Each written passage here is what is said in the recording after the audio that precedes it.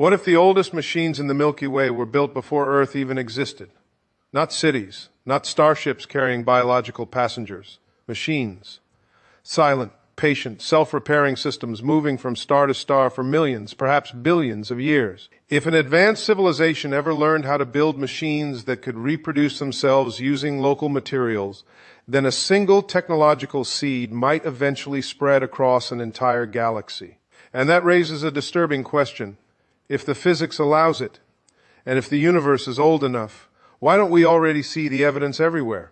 The idea sounds like science fiction, but the puzzle behind it is not. It grows from a collision between three facts we think we understand reasonably well. The universe is ancient. The Milky Way contains hundreds of billions of stars, and chemistry has had an enormous amount of time to experiment.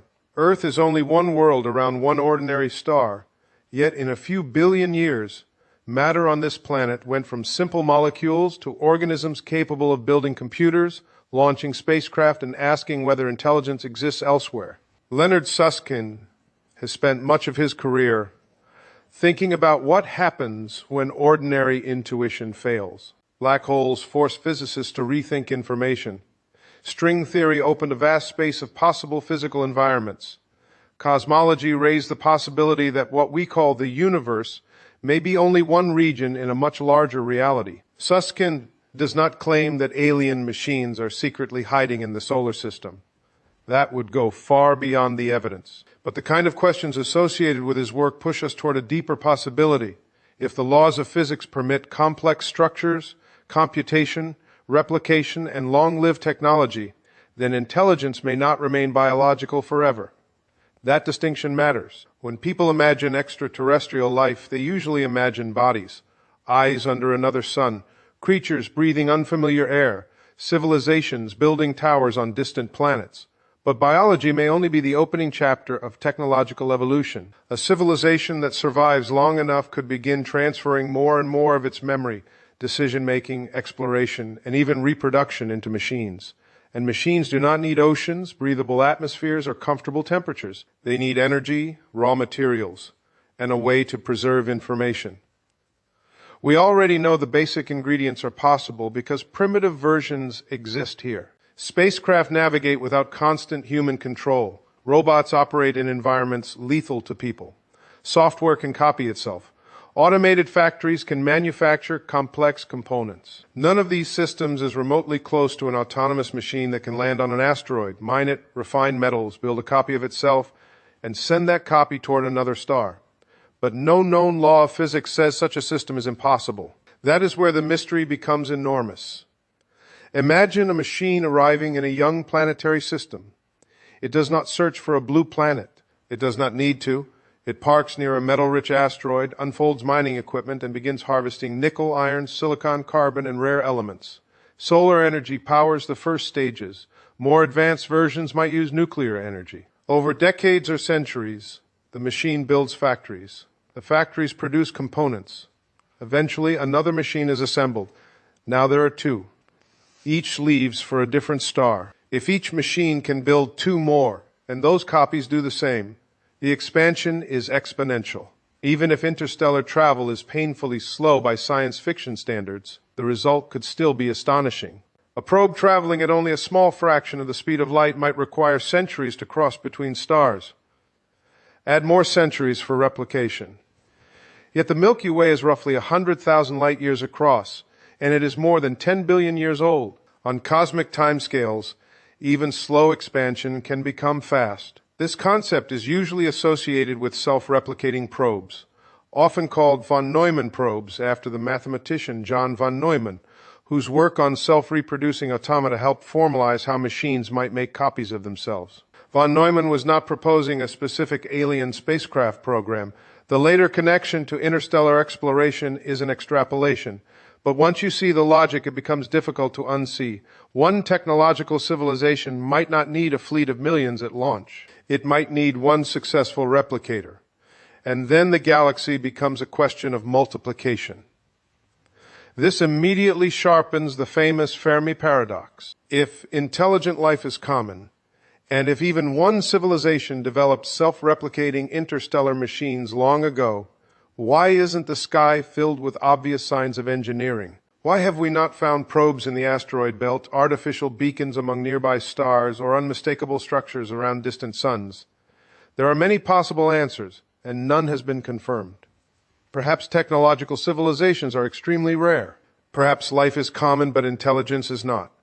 Perhaps intelligence appears often, but civilizations destroy themselves before spreading far. Perhaps self-replicating machines are much harder to build than they appear in thought experiments. Perhaps advanced societies lose interest in physical expansion. Perhaps they deliberately avoid interfering with younger civilizations. Or perhaps we are looking for the wrong signatures. That last possibility is the most unsettling. A machine built to survive for 1,000,000 years might not look like a gleaming spacecraft. It might look like an asteroid. It might hide in a stable orbit where little energy is needed to remain for geological ages. It might spend almost all of its time inactive, waking only when something interesting happens. If its makers valued efficiency, silence could be a feature rather than a mystery. But here we must be careful. There is no verified evidence that any asteroid, moon, or object in our solar system is an alien machine. No confirmed probe has been found. No observation requires such an explanation. The point is not that the machines are here. The point is that physics does not obviously forbid them, and cosmic time gives such systems an extraordinary advantage. Susskind's work becomes relevant at a more fundamental level. He has repeatedly emphasized that nature may permit far more possibilities than human intuition expects. In string theory, one of the most controversial ideas is the landscape, an enormous collection of possible vacuum states, each corresponding to different ways the underlying theory might produce low-energy physics. The landscape is not a catalog of alien civilizations. It is a framework for thinking about why the constants and particles in our observable universe have the properties they do. In that framework, our region of the cosmos may be hospitable to complexity, partly because its physical conditions allow stable matter, long-lived stars, chemistry, and eventually observers. This is connected to anthropic reasoning, an idea Susskind has defended in certain cosmological contexts. The argument is not that the universe was designed for us. It is that observers can only arise in regions where the conditions permit observers to arise. Now push that logic one step further. If a region permits life, it may eventually permit technology. If it permits technology, it may permit machines that operate far beyond the biological limits of their creators. And if cosmic history contains enough habitable regions, then there may be many chances for matter to become organized into systems whose main activity is not metabolism but computation. The universe may not simply contain life. It may contain postbiological life. This creates a strange observational problem. We search for extraterrestrial intelligence using assumptions drawn from ourselves. We listen for radio transmissions because we use radio. We imagine planets with atmospheres because we live on one. We search for industrial pollutants, laser flashes, or waste heat because those are technologies we can imagine building. But an ancient machine civilization might not broadcast. It might compute. And computation has a physical cost. This brings us to thermodynamics. Every real computer must process information using physical systems, and physical systems generate waste heat.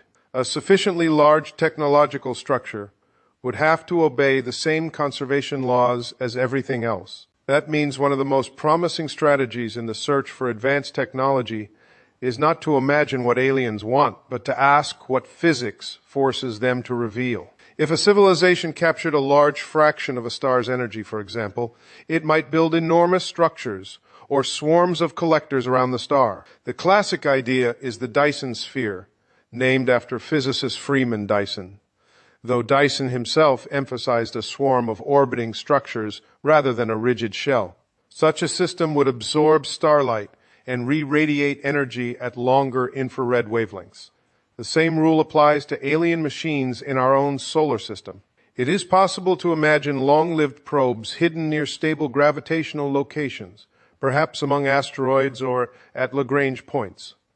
But possibility is not evidence. A scientific search would require measurable anomalies, artificial materials, non-natural trajectories, structured emissions, impossible energy use, or engineering geometry that cannot be explained by geology or impact processes. Nothing like that has been confirmed. Yet the silence itself remains strange. The Milky Way did not begin when Earth formed. Many stars are billions of years older than the Sun. If civilizations can emerge around older stars, then some could have had a head start so enormous that human history becomes almost invisible by comparison. The gap between the first stone tools and the first computers is only a few million years. On a cosmic calendar, that is almost nothing. What happens when a civilization gets a billion-year head start? The question may be impossible to answer from human experience. A billion years ago, Earth had no animals walking on land. A civilization surviving that long would have endured changing stars, planetary climates, impacts, perhaps even migration between star systems. Its technology might no longer resemble manufactured objects. It could use processes that appear natural because they are built directly into the environment. This is where discussions of advanced civilizations often become dangerously vague. It is easy to say that a sufficiently advanced technology would be indistinguishable from nature, and then use that claim to explain why we cannot see it. But that can make a hypothesis impossible to test. Good science resists that temptation. If alien machines exist, they must still obey physics. They must acquire energy. They must manage entropy. They must maintain information against noise and damage. They must interact with matter. Even the most sophisticated intelligence cannot negotiate with the second law of thermodynamics. And this is one reason Susskind's work on information is so relevant. His battles over black holes were not about aliens, but they revolved around a profound principle. Information appears to be fundamental. In the black hole information debate, Stephen Hawking's original calculation suggested that information falling into a black hole could be lost when the black hole evaporates. Susskind became one of the leading defenders of the view that quantum mechanics does not allow fundamental information destruction. The eventual development of holographic ideas transformed the argument. In modern quantum gravity, many physicists believe black hole evaporation preserves information in a subtle form, though the detailed mechanism remains an active area of research. Why does that matter here? Because life and intelligence are, in one sense, patterns of information maintained in matter. Your atoms change throughout your life, yet the organization persists.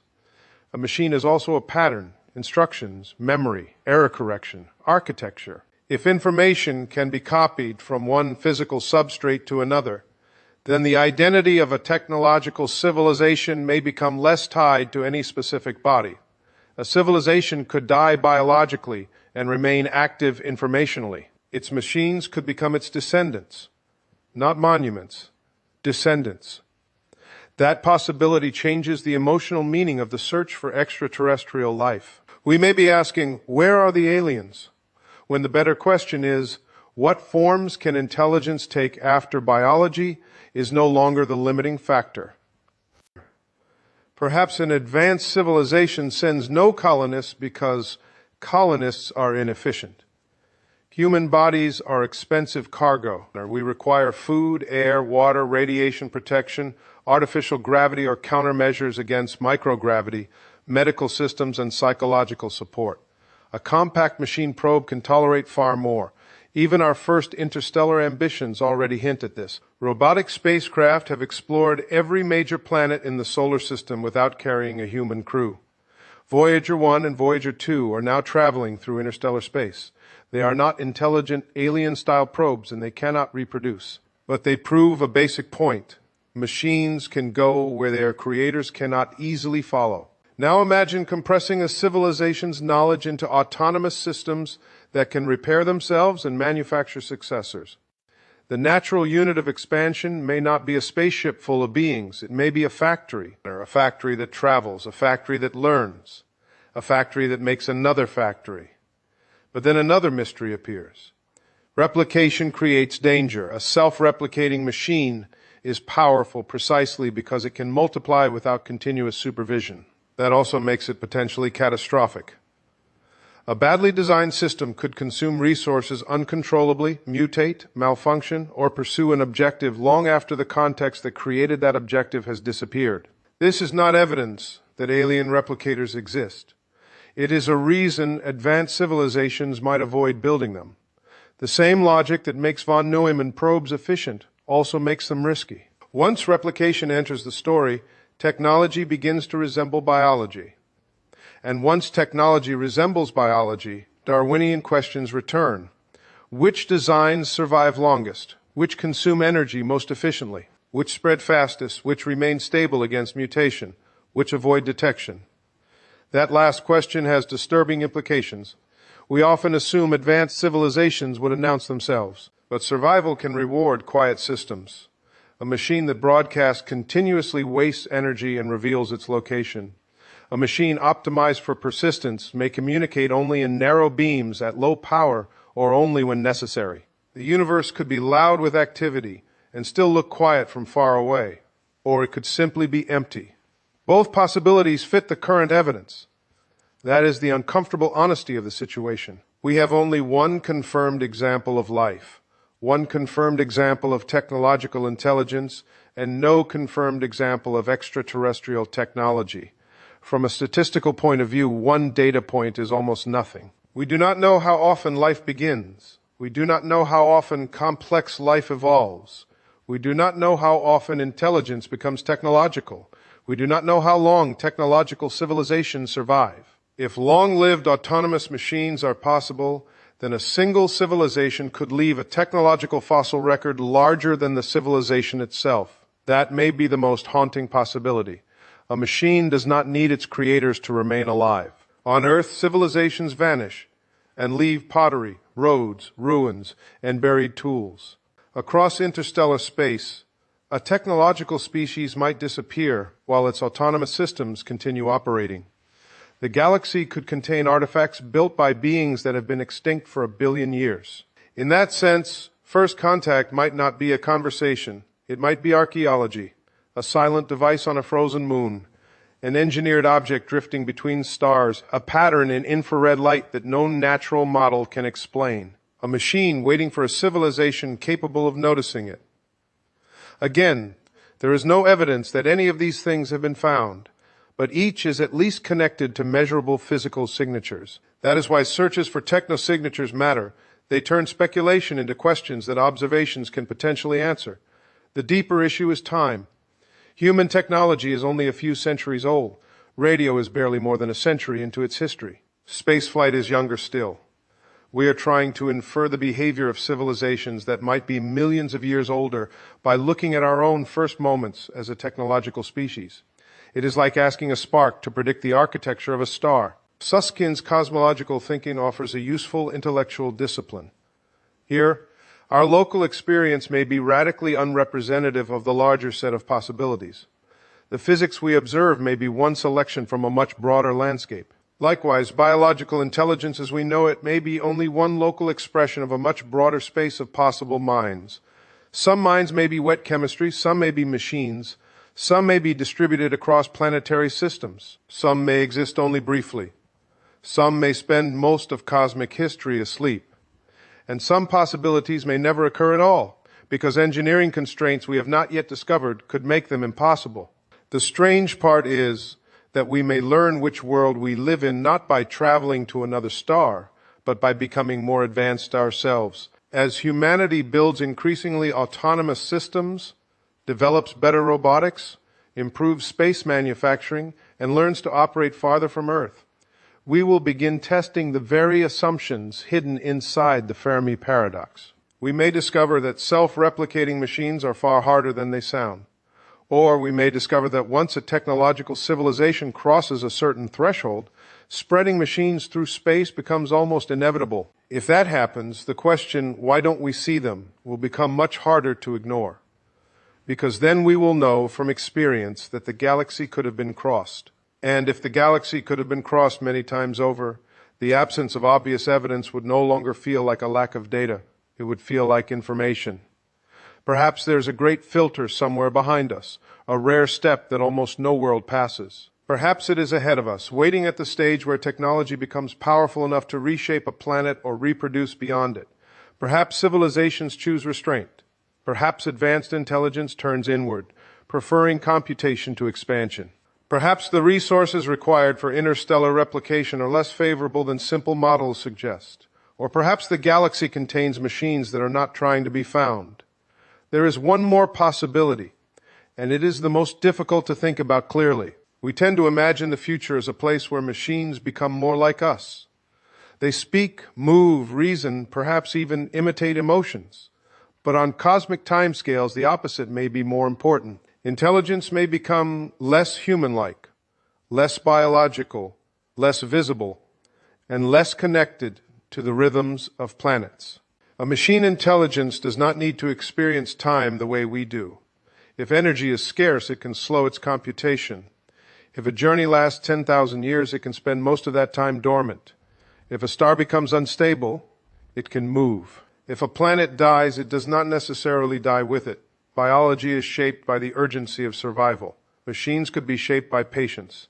And patience changes the scale of everything. A probe that can wait 1,000,000 years does not need a dramatic strategy. It can listen, it can watch stars age, it can map emerging biospheres, it can activate only when a planet develops technology. From our perspective, such behavior would appear almost indistinguishable from absence until the moment it did not. That thought is unsettling because it flips the usual picture of first contact. We imagine humanity scanning the sky, searching for someone else. But if long-lived machines are possible, then another question appears. What if the search began before we did? What if something reached our region of the galaxy when Earth was still ruled by simple life, found nothing capable of answering, and simply waited? There is no evidence that this happened. But the universe does not owe us a history that is easy to detect. It only obeys the laws of physics. And those laws, as Susskind's work has repeatedly reminded us, are often stranger, more permissive, and more deeply connected to information than everyday intuition suggests.